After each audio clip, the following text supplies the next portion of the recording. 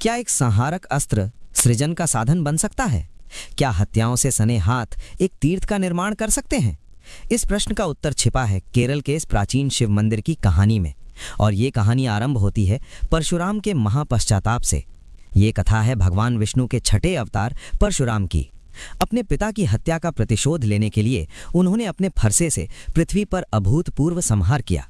21 बार पृथ्वी को क्षत्रिय विहीन करने के बाद जब उनका क्रोध शांत हुआ तो उन्हें अपने कर्मों के महापाप का बोध हुआ। उनके फरसे पर लगा रक्त उनकी आत्मा पर एक बोझ बन गया था। मुक्ति की खोज में वे अपने आराध्य महादेव के पास कैलाश पहुंचे।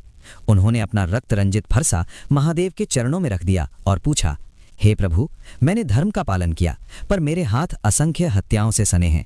इस पाप के सागर से मुझे कौन मुक्त करेगा? तब वैरागी महादेव ने अपनी आंखें खोली। उन्होंने परशुराम के क्रोध को नहीं, उनके पश्चाताप को देखा।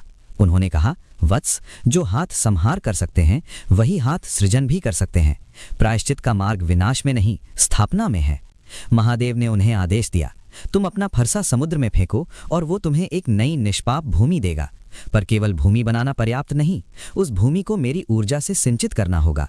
जाओ और उस नई भूमि पर मेरे 108 शक्ति केंद्रों की स्थापना करो।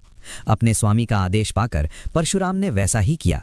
उन्होंने समुद्र में अपना फरसा फेंककर केरल नामक भूमि का निर्माण किया और फिर महादेव के आदेश का पालन करते हुए उन्होंने उस भूमि को पवित्र करना आरंभ किया।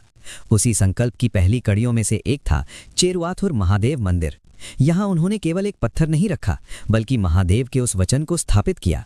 हर मंत्रोच्चार के साथ वे अपने पापों को धो रहे थे और उस भूमि को महादेव की दिव्य ऊर्जा से भर रहे थे।